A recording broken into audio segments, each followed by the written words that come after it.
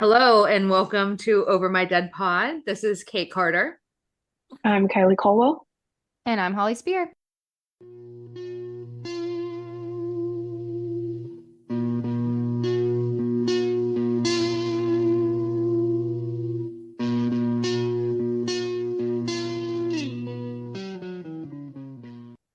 Per usual, I'm just going to jump right into today's case. So, this is going to be the case of the suspected murder of Ray and Jennie Kehlet. They're a couple that went missing in the Australian bush in 2015. So, I'm going to start this off with digging a little bit into the background of the two victims, Jennie and Ray Kehlet. But one thing to point out is that this is going to be a little different than some of my other stories. And that's because I wasn't able to gather a lot of information about their childhoods. So I'm really going to just skip over that part of their lives and jump right into their adulthood. So let's start with Jennie. Jennie was known to be very friendly, kind, and a helpful person. She was the mother of three kids, to which she had during her first marriage. The kids' names were Kelly, Darcy, and Brittany. At the time of the disappearance, Jennie worked at the Fortesque Metals Group, particularly in the Cloudbreak iron ore mine in Western Australia. So this whole entire story is going to be about mines, mine, underground. Look, it can get confusing. Anyway, so we're going to be talking about mines in Western Australia. So Jennie's job is she operated heavy haul trucks and transported heavy loads of materials around the surface of mines. She was very passionate about her work, and that's also where she met her future husband, Ray. Raymond Kehlet, also known as Ray, also had kids from his first marriage, two daughters, Charmaine and Melanie. Ray was known by his friends and family for being very adventurous and smart. And in his free time, he loved to explore the Australian bush and was very proud about his skills and safety. What is the Australian bush? Is that like a place? It's like, I think it's just like the rural area. Like it's kind of like desert tea. Interesting. Is this our first Australian case, right? I think so. Didn't you do one in Australia, Holly? The Did kids at the I? beach or the girl at the beach? Yeah, That was, that was Australia, yeah, right? yeah. Yeah. Yeah, I don't we'll just go know. with Yeah. yeah. Okay. Yeah, we'll go with this as the second, but there's a lot of weird stuff out of Australia, just to put that out there. Yeah. And also, so the Australian bush, basically just a term for an area, but it's wildlife, nature, out in the open. There's nothing there. Very, just a lot of wilderness. Big spiders, everything's trying to kill you. Absolutely. Big snakes. Yeah. Yeah. So Ray also worked in the Cloud9 mine as a plant operator. And even though both Ray and Jennie had been married before, they didn't let that stop them from seeking happiness. The two of them began dating in their 40s. They quickly fell in love and tied the knot in 2007. So after they got married, they purchased like this dream property of theirs. It was a 150-acre farm in a place called Beverly, Australia. Beverly is this tiny town and had about 1,000 people in it and is located, just to give you like a viewpoint, located about an hour away from one of the larger cities near them, Perth. In addition to purchasing their dream farm, they also adopted a Great Dane named Ella. Ella was known to be a great dog, very well behaved, and loved human interaction. And Ella will come up in the story a little bit too. So I just want to throw her out there. Great name. Love it. Love a Great Dane. Kate My loves aunt, a Great Dane. I do. My aunt's name is also Ella, and she listens to the podcast like the second we put out every episode. So shout out to my Chacha Ella. So around 2014, Jennie began to have back problems. And so at work, she was experiencing like these sharp pains in her back. And at some point, she went to the on-site medical facility. And that's where she met a man named Graham Milne. Graham was a medical worker at the time, and he just so happened to have a common interest with both Jennie and Ray. So the three of them enjoyed this thing called prospecting. I did not know what prospecting means. And apparently it's a name for a hobby, which is where you like search in mines for minerals and gems. That sounds fun.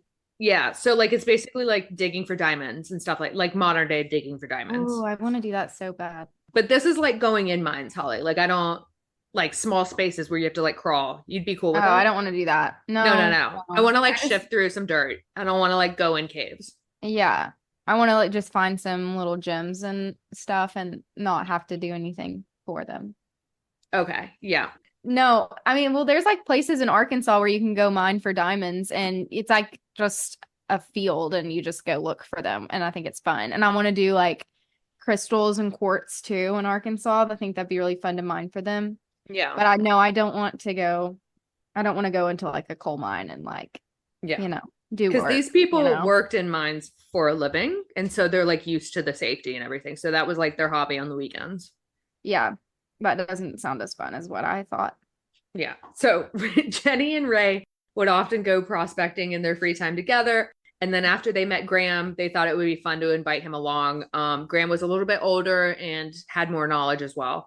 So Graham told the pair that he was well trained in the safety procedures and he knew all of the best places to go. I think I know this story. Do you? I'm pretty sure I watched a documentary on this. There is a documentary on this. Do you want me to tell you about the documentary? I don't mention it in here. It's called The Man in the Hole. Okay. On Netflix, right? I don't know if it's on. I actually never watched it. I found it while I was researching. Spoiler alert. So there's not a lot of information about Graham prior to meeting Jennie and Ray. He was a man in his early 60s. And at some point, the pair approached Graham about going on a trip together in the March of 2015. They wanted to go to some sandstone mines that was north of Perth that they had heard about.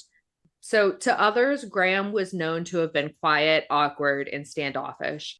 When Graham said yes to the trip, he often visited the duo's house to like prepare with them. And even some of the Kehlet family members said that they felt uncomfortable around him, which like red flags, like if anybody came over to my house and my family was like, they're weird, they give me really weird vibes, I'd be like, okay, I'm going to listen to you. Yeah, that's weird.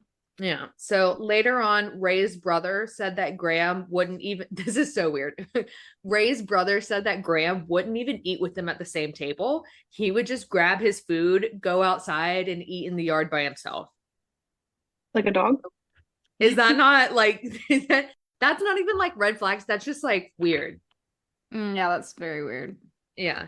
But Jennie and Ray still didn't see anything wrong with Graham and considered him a friend, which is good because they had just invited him on a 10-day trip to the Australian bush. This is the trip that they were working on for months to plan. And the goal of their trip was to stay near the sandstone gold mines and prospect for any gold that could have been left behind.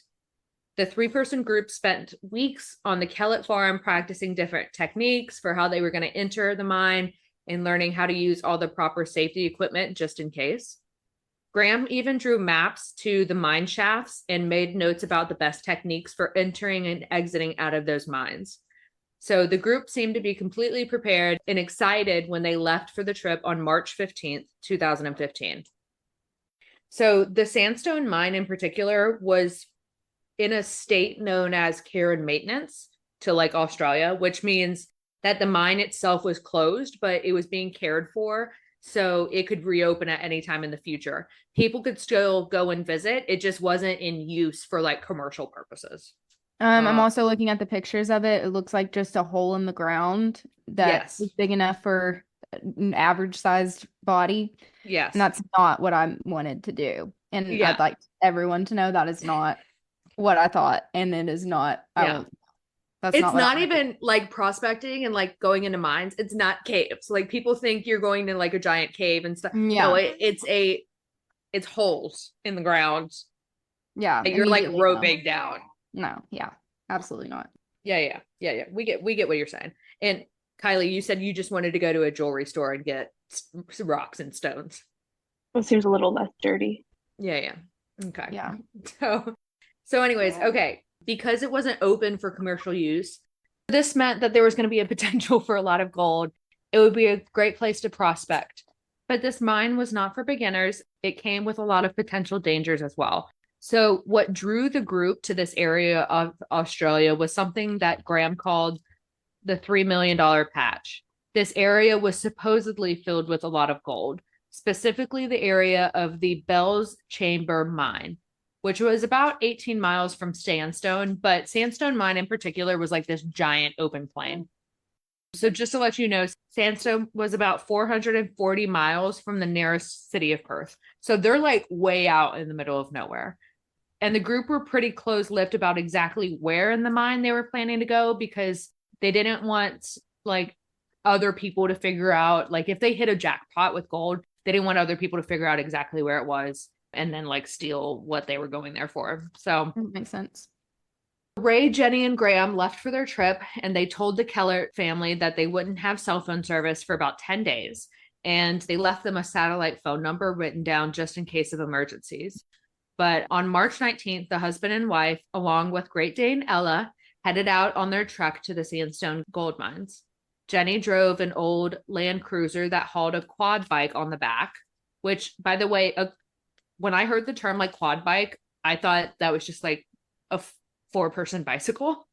Because that right? That's what I would think. It's Quad an bike. ATV.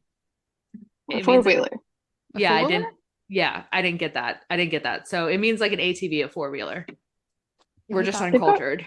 No, I think they just have weird words for things. Like they call flip-flops Oh. thongs. Yeah. I mean, it is a foot thong. More like a toe thong, but Oh yeah, that's flip-flops true. Like a better. toe thong. Yeah. Mm-hmm. Okay, so Jennie drove the cruiser, had a ATV on the back, and Ray drove his Land Rover that had Ella in the passenger seat. About 3 hours into their trip, they arrived in a place called Wubbin, Wbbin, Wubbin, and they met Graham there for breakfast. Graham had been driving in his own Land Cruiser, and the car's license plate said 01 Grumpy. Just a fun fact. So the three of them continued on their journey and arrived at their destination in the afternoon, and they set up camp about 18 miles from the sandstone town site. But their campsite in particular was only about a mile off of the major road. And that area was called the Bells Camp, which was known by locals. And there was obviously like tons of traffic, local visitors, etc. So from this point on, we know that they set up camp, but the event then unfolded from there on is still a mystery. And the only person from this trip that has anything to say about what happened is Graham. Meanwhile, back in Perth on March 28th, Jennie and Ray's family had not heard from them in almost 10 days. But they weren't too worried because they knew like ahead of time, they were told they weren't going to have cell service for 10 days. They would be unreachable. But worry started to set in when on March 28th, 10 days later, Ella, their dog, was found wandering in the Sandstone Park about 18 miles from their campsite. Ella was not in a good condition. She was dirty, thirsty, and hungry, and it looked like she had been on her own for a while, which is like so sad. And also, I don't know if Great Danes would like venture well on their own. Yeah. I mean, Finley would die immediately, but that's just Finley. Mm-hmm. Yeah, I can't say they're necessarily a very smart breed. Yeah, I wouldn't. Yeah. So when a local took Ella to get scanned for a microchip, the contact information came back to Ray's name, but no one was able to get a hold of him. So the Sandstone sheriff then attempted to contact Ray's daughter, Mel, and was eventually able to get a hold of her partner, Elizabeth. Elizabeth was immediately concerned because there is no point in which Ella would have gotten separated from Ray and Jennie. As Ella, she was quite known to be attached to Ray at the hip. So Elizabeth began contacting Ray and Jennie multiple times via the satellite phone. But when Ray didn't answer, she was instead greeted by Graham. So like Graham answered the couple's satellite phone. Graham told Elizabeth that he hadn't seen Ray or Jennie since March 22nd, which was 6 days earlier. Graham went on to explain that he had decided to return to Perth from the Sandstone mine on March 22nd weekend and had accidentally taken the phone with him, which is like real shit. Like you're just going to leave people out in the middle of nowhere with no contact, you know? So Elizabeth quickly realized this meant Ray and Jennie had no way to contact anyone else in case of an emergency for about 6 days now. Elizabeth immediately contacted Jennie's kids, and the families were quick to report the couple missing. However, the search for Ray and Jennie didn't begin until March 31st. To this day, in 2024, the search for Ray and Jennie is considered one of the largest in Western Australian history, which like tells you kind of what is about to happen. Upon the arrival at Sandstone, the police were able to quickly identify Ray and Jennie's campsite as it was fully intact and appeared to be untouched. The police searched the immediate area but were unable to find any signs of the couple. With no other leads, the police invited Graham back to the scene and asked for his assistance. So Graham ended up taking the search team to multiple mine entrances that the group had been exploring during their weekend together. And with the campsite only being about a mile away from the road, the police began to seek out anyone who had driven through the area and could have seen the couple. At some point, a few days into the investigation, the police learned that a group of local campers in the area had made a statement that they had been traveling through the area and discovered a mine shaft north of the abandoned camp that smelled, quote, horrible, end quote. So, which is like not good. 2 officers were sent to look at that mine, where they ended up describing it as smelling awful like a carcass and seeing a swarm of flies. When one of the officers flashed his flashlight down the opening of the mine shaft, they couldn't see all the way to the bottom. But after looking around the mine shaft, the officers found a dead kangaroo nearby and decided that the kangaroo was the cause of the smell and the flies. The police stated that that mine shaft was clear and continued on their search. During this search, there were police helicopters and planes in the area and officers on the ground. There were also multiple search groups going on in cars and in ATVs. Because, like, if you guys look at the pictures I put on the PowerPoint, it's very open, out and about. Like, you wouldn't be able to just, you definitely have to, like, go searching. Yeah. Kind of like an all hands on deck situation. Right. So the police were able to get a complete timeline of events from Graham. And according to him, the group set up camp only a few hours after having breakfast on the morning of March 19th. After setting up the camp, he said there were immediate issues with the couple's dog, Ella. Apparently, according to Graham, Ella kept running off chasing kangaroos. Graham said that he witnessed Ella running off at least 3 separate times. And on the night of March 21st, Graham confronted the couple about Ella's behavior and how it was bothering him. He then told the couple that he needed to blow off some steam and was going to go prospect on his own. So get this. Graham tells the police that he took 2 sandwiches, a bottle of water, and went into one of the mines for 18 hours straight. He never slept during those 18 hours. And then he returned to the campsite around 3 a.m., where he found Ella just sitting outside by herself. He assumed at that point, at 3 a.m., that Jennie and Ray were asleep in their tent. So Graham decided to instead go sleep and leave in the morning, that he was just going to leave in the middle of the night, pack up all of his stuff, and he left to drive to Perth around 4 a.m. How long was he gone from the site? 18 hours. Oh. And he said he didn't sleep. And now he's going to drive 9 hours back to Perth. Okay. I think there's a logical explanation for this. Yes. And he is a vampire. That's why he doesn't eat in front of anybody, because he doesn't need to eat food or sleep. Yeah, that makes sense. Yeah. You're on to something. Yeah. 18 hours, 2 sandwiches, 1 bottle of water, no sleep, and then leaves at 4 a.m. to drive 9 hours. It makes a lot of stuff. Yeah. And he also, like, he's with a group at a campsite and he just leaves them and doesn't tell them. Yeah. You know, like, yeah. Yeah, they would think that you were in an accident or something, most likely. Right. And so when the police asked why he had taken the satellite phone with him, Graham stated that he had just forgotten. Which is like that's a stupid response. Yeah. On April 8th, 2015, Jennie and Ray had been missing now for almost 2 weeks. Their story had really blown up in the media, and the campsite area in Sandstorm was constantly filled with reporters. At one point, a Perth reporter working on the story had asked the fire and rescue team to help them get some good camera footage of the type of work that the rescuers had been doing. And so that group decided to go to the top of a mine entrance that had already been cleared during the investigation to get some footage. So the mine was the one that the dead kangaroo was found nearby. One of the rescue workers, named Ashley, strapped into his gear and rappelled down into the shaft. And the reporter was filming this the whole time. When Ashley reached the bottom of the shaft, he began to yell at the crew above ground, because just to the side in the shaft, where it wasn't invisible to anyone above ground, Ashley found a badly decomposed body. According to the report, that body was a male and was laying in a vertical position with its feet farthest from the shaft. The right arm of the body was covered under rock material, And then there was a large piece of wood positioned over the right leg of the body. But it's important to note that the wood actually wasn't touching the leg. Like it wasn't like holding down the body or anything. It was just kind of leaning against the shaft. The male's body was fully intact. It had boots and pants on, but no shirt. The rescue worker noted that the body was laying in a position that it was easy to tell that the body had not fallen down the shaft. He believed that the body was not in a typical position for someone that had fallen in it. He actually stated that he believed that the body was positioned almost similar to a training mannequin that had been dragged for a distance and then set down.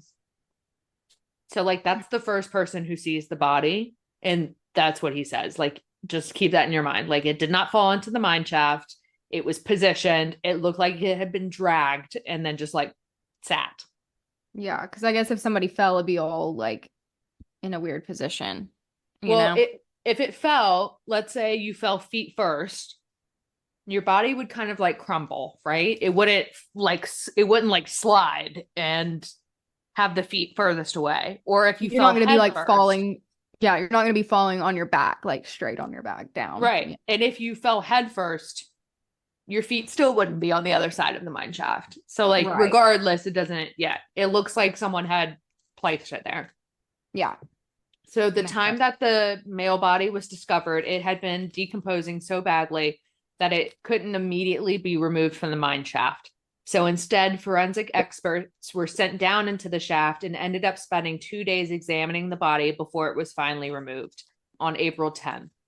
On that same day, investigators updated Ray's brother Dave and his children on the investigation, but weren't able to tell them for certain that the body belonged to Ray. But obviously, they're kind of assuming that it was. So on the day that the body was excavated, Dave recounts talking to Ray's daughter, Charmaine, and Ray later on wrote this on his blog, that Charmaine had called him and told him that the police had found a body in the mine and that something on the clothing of the body had the words "cloud break" written on them. So they knew at that time, even though it wasn't told to them by the police, that it was her father, Ray. Once the body was sent in for forensic testing, it was confirmed to be Ray's body. Here is a little news clip of where Ray's body was found, and I wanted to play this for you guys. This is the abandoned mine shaft where Raymond Kellet's body was found by authorities nearly 2 weeks ago. And about a kilometre in that direction was the campsite where he and Jennie had been staying. Search crews canvassed about 10 square kilometres of this area, but no sign of Jennie was ever found. Some locals say the disappearances are hurting visitor numbers in town. Diane Gillett normally runs a food stall, but it hasn't been open because numbers are so low. It's great to see the tourists here, but a lot of them have dropped off because I think because of all this or the rain, we don't know. It's very sad. Police say it's unlikely they'll return to Sandstone in the near future, but their investigation into what happened to Jennie and Raymond Kehlet is far from over. In Sandstone, Ben Hennessy, 9 News. Okay, so according to the police, the mine shaft itself and the surrounding area was heavily examined for evidence, and the investigators did find a few weird things, but the police determined them not to be relevant to the investigation. So some of those weird things included rusty metal, a bottle of pump water, a gas can with the top cut off, a pile of ash, and 3 cigarette butts. But unfortunately, because the police determined the items not to be worthy of further investigation, none of them were collected into evidence or anything. But one thing that the investigators were shocked to not find any evidence of was Jennie. When the initial autopsy of Ray came back, it left everybody a little bit confused and upset. And I want you guys to pay attention to this part because I want to see if you're going to get it.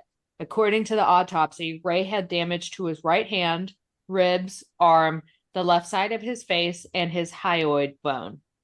Hyoid bone and his left cheek were fractured. So he was strangled. So the official report determined that Ray had fallen into the mine shaft and he had hit the walls on the way down, injuring himself, and then hit a mound of debris at the bottom. But if you remember how Ray's body was initially found, the rescue workers said that there was no way that Ray had fallen to his death. And even a forensic specialist, Dr. Mark Reynolds, was convinced that Ray's death was not caused by a fall into the mine. As stated in the autopsy, and as Kylie said, Ray had a broken hyoid bone. And if you're into true crime like we are, we all know what that means. A broken or injured hyoid bone is always mostly caused by strangulation or hanging. There's literally no other way really for it to be. I mean, unless you like punch someone continuously, it's much like, due to strangulation. Is it a small bone in your neck? Is that right? It's like right below your lower jaw. Yeah. So Gotcha. if someone's choking you and they have like their hand open around your neck, the top of their hand would be pressing up against it. Yeah. Right. So like at the top of your esophagus underneath your chin. Gotcha. So yeah, I've heard that so many times. I mean, I knew that meant strangulation, but I didn't really know if it was like a little bone or like a cartilage. I don't know. Yeah. Yeah. Okay. In addition to the autopsy report, Ray's blood was also found on the tread of the boots that he was wearing, which would indicate that Ray at some point would have had to be standing while bleeding. Not to mention the injuries on Ray's skull contained some deflected bone fragments, which we all know means it could be a sign of a gunshot wound. But regardless of what the forensic specialist argued, the police continued to state that the death was accidental. So at some point, the death report was gathered, the evidence was submitted, and the detective sergeant, Stephen Keel, decided to charge Graham in the couple's death and disappearance. But when passing the case to the public prosecution's office, the detective sergeant ran into some hesitancy. So just to give you guys some insight on how the criminal justice system works in Australia, when you begin a criminal proceeding, the investigators have to gather all of their findings ahead of time, write reports on what they then present to the person that's called the Director of Public Prosecutions. The Director of Public Prosecutions doesn't look into anything else other than what they're given by the investigators when it comes to a case. So after hearing that information, they then decide whether or not there's enough evidence to file charges. If they do file charges, then they will approve the case to move into criminal proceedings. Then charges can be brought up against the defendant and the court hearings can be scheduled. But in our case, the Director of Public Prosecutions decided that there wasn't going to be enough evidence to charge Graham with anything regarding the suspecting homicide. So what is frustrating is that there seems to be a lot of information missed by the police and the investigators that could have helped bring this case to court. For example, the cigarette butts that I talked about earlier were found near Ray's body. They were never collected for evidence. Ray was not a smoker, so whose cigarettes were those? Another example was a loaded rifle was found in Ray and Jennie's car, but for everyone that knew the couple knew that they were very conscious when it came to gun safety. So it was assumed that they would have never have loaded a gun in the first place in their car and left it unattended. Well, what's even more sketchy is that rifle had 2 bullets missing. This was another oversight by the police, and something else that was frustrating is that the police also had a lack of consideration when it came to a map that they had in their possession. So remember at the beginning of the story, I was telling you that Graham, Ray, and Jennie were all hanging out at the Kehlet farm, planning their trip to the mines. Well, I told you guys that Graham was literally writing and mapping out the mines of like where they were going to go, the entrances, the exits. Well, the police had this map in their possession. And when Graham was invited back to the crime scene and was asked to show the police investigators like where they went, he took them completely the opposite direction. So the police knew this because they had the map. So it doesn't make any sense. Like Graham just was like, I'm going to go the opposite way. And not to mention on the map, there was a mine shaft that was listed as number 1. And that's exactly where Ray's body was found. Interesting. Did they call him out for going the wrong way? I guess not. Okay. Yeah. So another crucial mistake that was also made by police is that they didn't treat the group's campsite as a crime scene, which we hear in a lot of stories. So they never roped off the area or gathered anything for evidence. They just continued to say that it was an accidental death. So nothing was like collected. People were just walking around. The family and friends of Ray and Jennie were absolutely furious with how this case was being handled, as they should be. And it seemed that the police truly believed that Ray fell to his death and that Jennie went missing while they were chasing down their dog, Ella. A few months after Ray's body was discovered, on November 3rd, Graham's house was searched by police. Police did end up seizing some items from the house, but weren't able to state what those items were. So I'm going to show you guys another little news clip. This is the last one about what had happened. Any progress is good progress, and obviously the police have been busy with this in the background. And although we haven't had a lot of information, they've obviously been working fairly intensely behind the scenes. So good news, and hopefully something comes of it. For Jim Keegans, it's been 7 months of bad news. In March, his former wife and mother of their 3 children, Jennie Kehlet, went missing in the goldfields near Sandstone. Her husband Raymond was found at the bottom of a 12-metre abandoned mine shaft, but Jennie had disappeared. And Jim has been searching for answers ever since. That's the main one for me and the kids, is that we find out what happened to Jennie and Ray, and we get some closure for them. That may have become a step closer today with an early morning raid on a home in Medina. Police say they've taken a number of items away for further testing. 9 News understands 63-year-old Graham Milne, a workmate of the Kellets, and the last known person to see them alive, is assisting police with their inquiries. Milne was a friend of Raymond Kellett's, who encouraged them to get involved in the world of amateur prospecting. The latest developments are a far cry from the official police line back in March, when they all but ruled out the idea of foul play. At this point in time, we're not seeing anything that suggests criminality. Are you serious? Yes. There's nothing suspicious about this.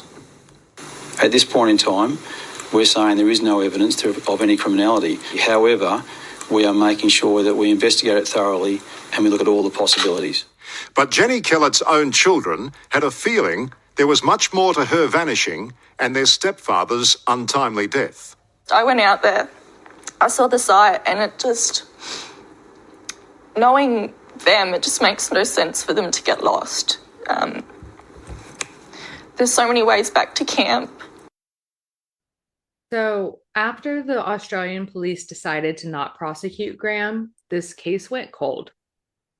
But behind closed doors, investigators continued to take trips out to the mines in order to collect evidence and investigate Ray's death and Jennie's disappearance. And after 6 years of the couple disappearing, an appeal was made to the Coroner's Court of Western Australia. In Australia, the Coroner's Court is a completely different and separate court from the Director of Public Prosecutions. This Coroner's Court is a special court system, and their goal is not to convict someone of a crime, but more so to determine the specific case and manner of death. And since the investigators couldn't agree on how Ray died, a request was made by the Coroner's Court. So this started a deep investigation into Ray's death by the state coroner, and bear with me, this is her name, Rosalina Vincenza Florina Florana. So I'm just going to call her Rosalina from here. Rosalina's investigation began on January 17th, 2020, and it ended on February 11th, so almost a month later. Her findings were made public over a year later on May 10th, 2021. And due to the request of the Coroner's Court investigation, many other discoveries about this case ended up being made. For example, it was discovered that those 3 cigarette butts that were first discovered on April 9th that had not been collected into evidence until almost a month later. When the senior police officer was questioned about why the cigarette butts were not collected right away, he explained that his focus was not on evidence, but on retrieving Ray's body. Which, I get, but also, what the hell? That doesn't... You got to do both. That's your job. But after Ray's body was taken out of the mine shaft, the police investigators were then able to treat the area as a crime scene. So only after Ray's body was out. The cigarettes were eventually tested for DNA, and they came back as a match for 2 people, Jennie and Graham. And remember earlier when I said the forensic specialist, Dr. Mark Reynolds, stated that Ray's own blood was found on the bottom of his shoe? So the new coroner agreed that the location of the blood signified that Ray had been bleeding while standing, but It's also due to undisturbed blood on the outside of Ray's shoe that it indicated Ray had not been walking at all after he was standing in his own blood. Because if he had walked while the blood was on the bottom of his shoe, it would have been rubbed away from certain areas, and it wasn't. So that gives creeper vibes. So are they saying he was like You punched? get what I'm saying? Like Ray at some point was bleeding and blood got on the bottom of his shoes. But after the blood got on the bottom of his shoes, he never walked again. And it's his blood, right? Yes. How did blood get on the bottom of his shoes while he was standing? So something happened to Ray while he was standing that caused him to bleed. He stepped in his own blood. Oh, okay. And then he never moved himself from that position again. He was dragged. Okay. He was dragged. Gotcha. It doesn't say that in the story, but like that's what the assumption is. If you never walked again after you got blood on your shoes, you were probably dragged or picked up. Okay. You get what I mean? Because there was once the blood was fresh on his shoes, it was never touched by like ground again. Yeah, that makes Yeah. sense. Okay. Yeah. So another thing, one of the items that was found at the mine was a gas can that had a cut at the top, like the top was just cut off. During the re-examination, Ray's blood was also found on that can, which is important to note for a few reasons. One of the reasons being that the can was found to be about 9 feet away from Ray's body in the back part of the mine's entrance, which is the only way that can could get into that position if it was in the mine already before Ray, or if Ray had been holding on to it when he supposedly fell into the mine, because like it was in front of his body deeper inside of the mine. So it's not like it could have gone in afterwards. Another reason is that the dust buildup on the can suggested to investigators that the can had been in the mine longer than Ray's body. And another reason is that Ray's blood found on the gas can was not consistent with Ray falling into the mine shaft and the can rolling away. Because crime junkies know this, the type of blood spray indicated on the can was from a more forceful type of injury. So it most likely, it doesn't say, but it most likely was splatter. Like he had been hit of something. During the initial investigation, there was a senior sergeant named Jim Whitehead, and he stated that he assumed Ray and Jennie had used their ATV to chase after Ella, who was supposedly chasing kangaroos, according to Graham, and that at some point the couple decided to ditch the ATV and began running after Ella. And that's when Ray fell into the mine shaft, and then Jennie continued to sit up top of the mine shaft waiting before she wandered off into the wilderness and became lost. So like that's the assumption by the senior sergeant of police. I just wonder, like, when police, because we've covered a few cases where it just like doesn't make logical sense. Like, did they think of, like, do they like, I wouldn't do this, no one would do this, so like this probably didn't happen, You guys have seen pictures of the Australian bush. If you're on an ATV and you're chasing a dog, which first of all, if you're chasing a Great Dane, they can't go for long distances, okay? They're not athletes. They're gorgeous and they're built like athletes, but like you would have caught up to her in an ATV. So for them to ditch their ATV and then run after her makes no sense either. And then he fell into a mine and his wife just waited, and then she like wandered off and got lost. Yeah, like waited for what? Yeah. Okay. Yeah. And she also didn't go back to the ATV. Yeah, because why would you? You could just walk. Yeah. But in the new findings, the coroner found multiple things wrong with the senior sergeant's assumptions. Would you think of that? Surprise. So this included the fact that Ray and Jennie were both heavily experienced in the outdoors and would not have been likely to get, quote, lost in the wilderness. Additionally, the couple had trained extensively for this trip and learned how to appropriately enter and exit all of the mine shafts. Not to mention, there was evidence in witness statements as well to show that Ray and Jennie had the appropriate gear to remain safe in and out of the mines just in case of any accidents. I can only assume if they were out chasing their dog, which I still don't believe is true, and he fell into a mine shaft, he had the appropriate equipment with him on him to have been able to get out. Yeah. Injuries regardless. So there's major details that the new coroner found that invalidated the other investigation story. And this was specifically with the lack of injuries to Ray's lower body. So when Ray's body was first found, it was theorized that he fell into the mine and died because of the body's positioning. But the coroner stated that in this type of scenario, there would have been skeletal damage to Ray's feet, ankles, leg, and pelvis, which was not found at all. And in order to confirm her suspicion, the coroner reached out to an orthopedic specialist, Professor Z. Zellweger. Professor Z. Zellweger explains that with Ray's height, weight, and distance of the mine shaft, the fall would have caused major damage to his lower body, which makes sense. If you fall, your legs would get crushed. There would be some type of lower body injury.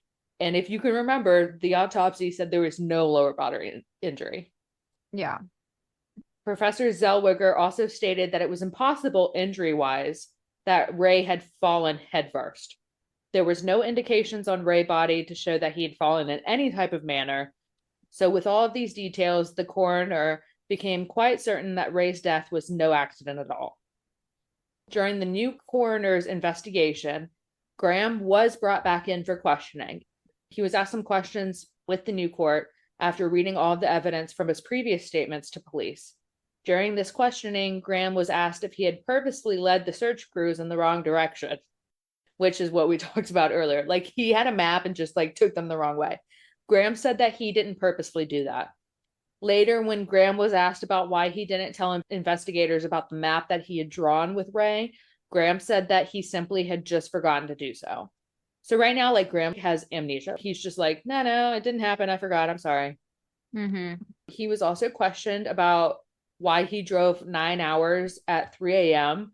after supposedly been in a mine for 18 hours.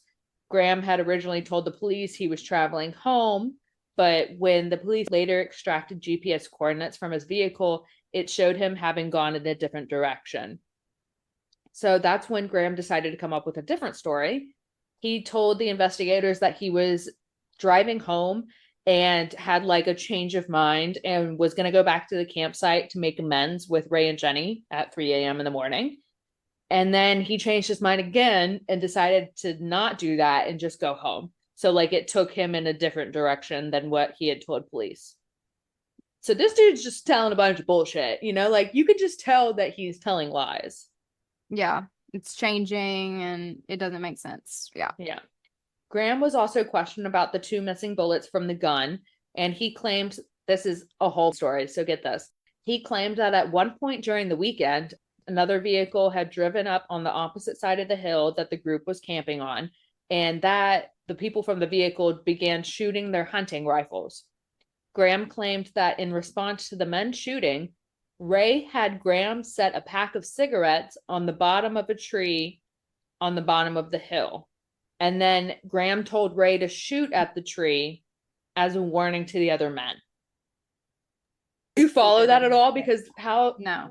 is that? So Graham is basically saying they're camping and this other group shows up and they get out of their car and start shooting their rifle just into the air or around. And so Graham is like, hey, Ray, go put this pack of cigarettes at the bottom of a tree and then shoot the pack of cigarettes as a warning to the guys. I guess he's trying to say that Ray had a really good shot. And so the guys would see that and be threatened. Were they even close enough to see him shoot the pack of cigarettes? No, but why were the guys at the other side of the hill just shooting their gun? That doesn't even make, there weren't guys. It just doesn't, No. The story doesn't make sense. Yeah. And instead of just shooting a rock or something, you're just, that just cigarettes. sounds stupid. That sounds like a movie or something, But how when someone is lying, sometimes they get so extra with their lies. Yeah, that so you're much that you're detail. that doesn't even make there's so much detail that it doesn't make sense. Yeah. This is what that reminds me of. That because I had to read this a few times and I saw it in 2 different articles and I was like, what the hell does it even mean? Yeah, that's bizarre. And then another fun thing is that at one point, Graham's lawyer stated that since the cigarette butts weren't collected until after the incident, there was a possibility that they could have been dragged from their original location by the police who had walked all over the crime scene. Yeah, in a way, kudos to the lawyer for trying to blame the investigation on the team and stuff, because Yes, is it possible that police stepped on cigarette butts and dragged them somewhere else? Sure, but that didn't happen. You know, Yeah. this whole case, it's a shit show. So, throughout the years following Ray's death and Jennie's disappearance, many people became suspicious of Graham, as they should. And as far as we know, he was the only person alive to leave that 2015 camping trip in Western Australia. On May 10th, 2020, after thoroughly reviewing the case, interviewing multiple witnesses and investigators, and assessing the autopsy report of Ray, the coroner came to a final conclusion that Ray was a victim of a violent death as a result of a homicide. She also concluded that Jennie, who was never found, nor was any evidence of her ever found, also was most likely dead as a result of a homicide. Unfortunately, the official death declaration of Jennie wasn't something that really surprised her family, but was more so just something they had been waiting for years to hear. The doctor also weighed in heavily on the original investigation's efforts and gave a grand recommendation to the Western Australia police on how they should improve their search and rescue missions from here on out. Despite these official findings and reports, no one, including Graham, has been charged with any crime related to the deaths of Jennie or Ray.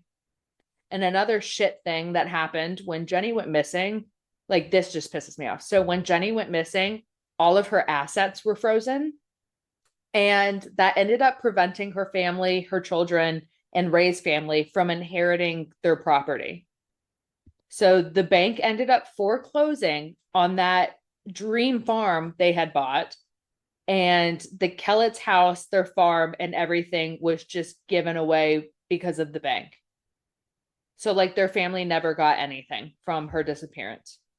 Is that not nuts? Yeah, that's sad. Yeah. And because they found no evidence of her actual death occurring, they couldn't like unfreeze her assets. She's just considered a missing person, even though the new coroner said she most likely was dead. Gosh, you'd think after an amount of time. But if the be bank able to- forecloses on the property, the bank gets the money. Right. You know, so like they're just being shit humans. Right. Yeah. So at some point, there was a 2023 news report on the murders, and a man in Western Australia had seen this report and reached out to Ray's brother, Dave. This man had some concerns about what he saw in the news report about disturbed tiles and debris that were located in the mine shaft.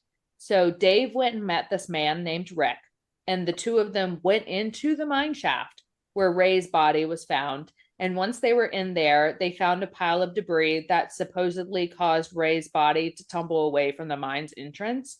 And while Rick was searching through the debris, he found a shirt. And so remember when Ray's body was found, he was only wearing his shoes and his pants.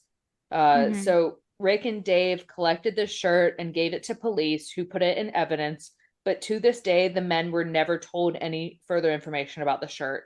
It was only for them to assume that it belonged to Ray. Which is how did the police not find that? Yeah. You know, like that's just another example of like they really messed up the original investigation. Dave also heard from a couple at a local bar one time that there was someone who worked at the mine's local medical center that had been out searching for signs of Jennie. When Dave contacted this medical center asking who had been searching for Jennie, the employees were confused and did not know what he was talking about. Weeks later, Dave received a phone call from the CEO of the medical center and learned that the CEO and his friend had gone out looking for Jennie every single weekend in their free time for the past 3 years. Like, how sad is that? Like, the local people were still trying to find Jennie. Dave and the rest of the Kehlet family hope that one day Jennie will be brought home and that her ashes can be spread with Ray's so that they can be together once again. Right now, there are 2 separate $1 million reward funds set up for any information that leads to a conviction in the murder of Ray and the disappearance and murder of Jennie. So to anyone listening to this, if you have any information, please contact the Crime Stoppers at 1-800-333-000 or online at their website, crimestopperswa.com.au. So today we're currently recording on April 3rd, 2024, and there has been no evidence or trace of Jennie since she left her home, and no one has been arrested, charged, or convicted of Ray's murder or Jennie's disappearance. And that's it. Wow. My biggest question is, I think we can all agree that Graham did it.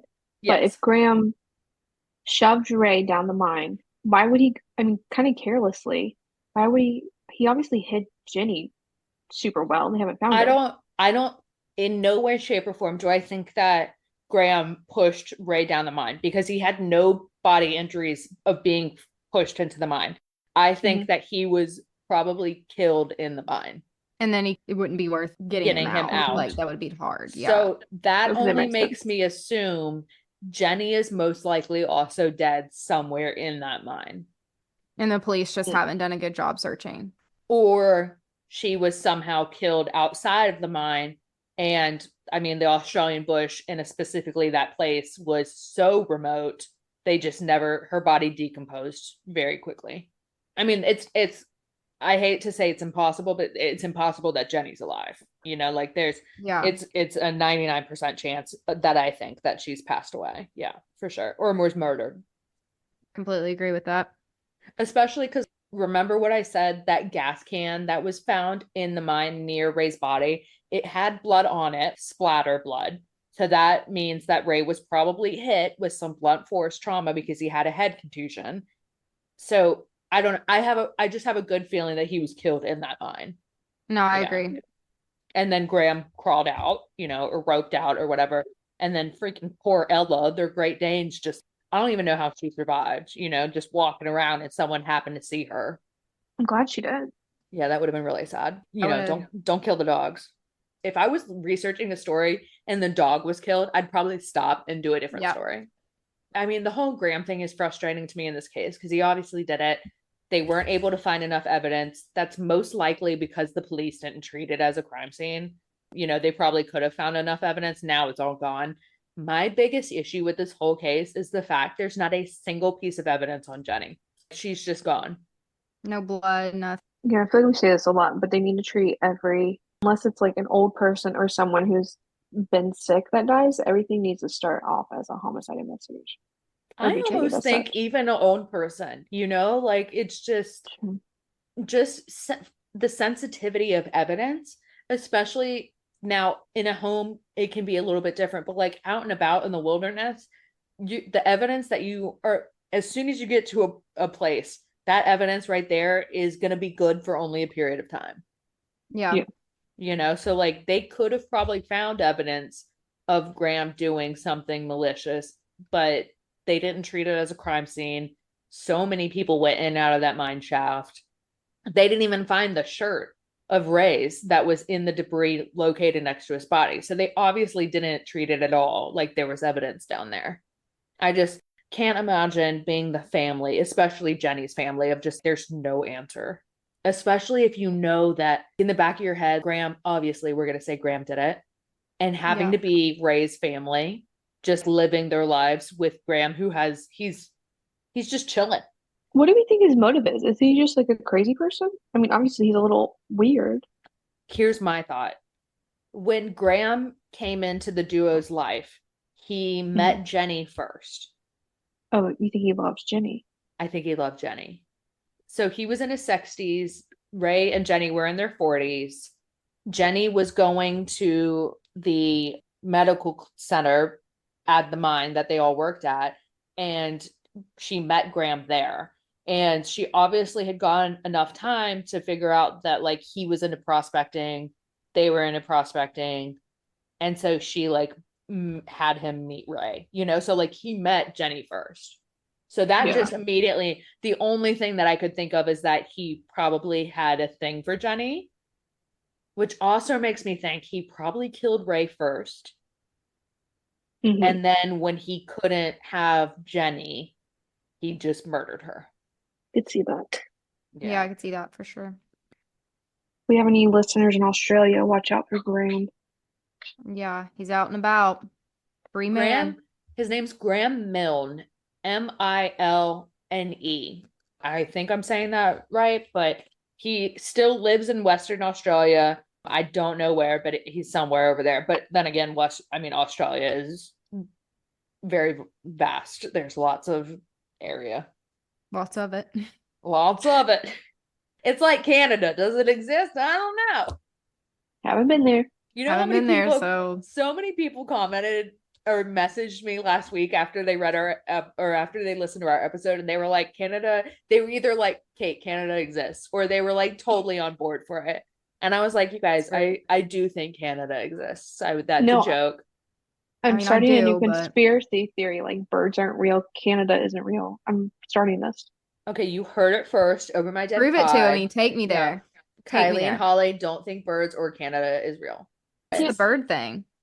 And it's just like this internet conspiracy theory that birds aren't real and they're all like government robot spies. Oh, yeah. I feel like I've seen that for a long time. Yeah. Yeah, I think it's more of a joke, but if you dropped me off in Canada and you told me it was Canada, I still wouldn't believe you because I could just be in like Michigan or something. Yeah, that's so true, Kylie. And with that, thanks for tuning in to another episode of Over My Dead Pod. If you want even more information, including photos and sources of the case, you can check out our blog at overmydeadpod.com. Be sure to leave us a review wherever you're listening to this, and check us out on social media at overmydeadpod. And we will see you next week with another thrilling case. Bye-bye. Bye. Bye.